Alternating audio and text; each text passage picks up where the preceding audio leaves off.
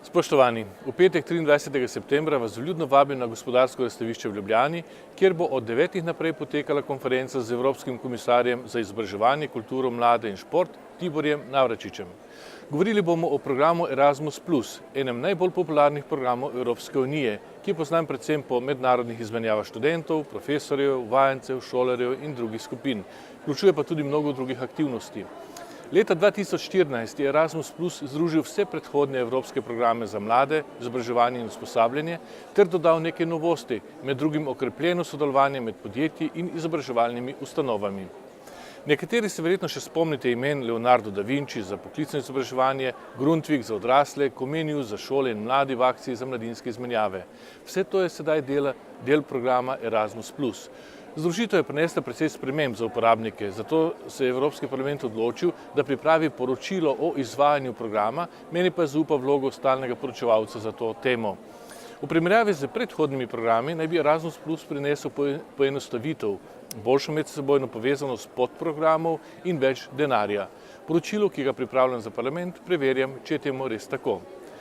V začetku so uporabniki namreč izpostavljali kar nekaj težav in Evropska komisija dela na odpravi teh otroških bolezni oziroma začetnih težav. Moja naloga pa je, da preverim, kako uspešna je pri tem. Poleg mobilnosti posameznikov, program sicer omogoča tudi prostovoljske in športne aktivnosti, posojila za magistrski študij v tujini ter spletne platforme, kot sta na primer e-twinning za šole in pa e-pale za izobraževanje odraslih.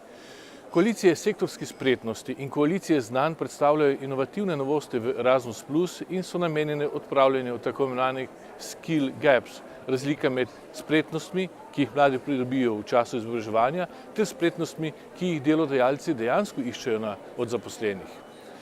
Ko se mladi vrnejo iz mednarodne izmenjave, pogosto pripovedujejo, kako pomemben je bil za njih semester ali več študija in pridobivanje izkušenj v tujini.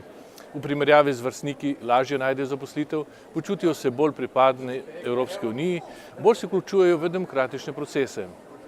Mednarodne izmenjave omogočajo širitev obzorij, pridobivanje jezikovnih znanj, pa tudi nova poznanstva, ki so pomembna tako na osebnem kot poklicnem nivoju.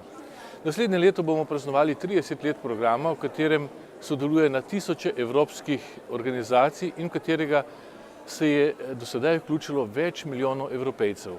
Skoraj 100% sredstev, ki so na voljo, se vsako leto porabi. Tak nivo doseže redko kateri evropski program.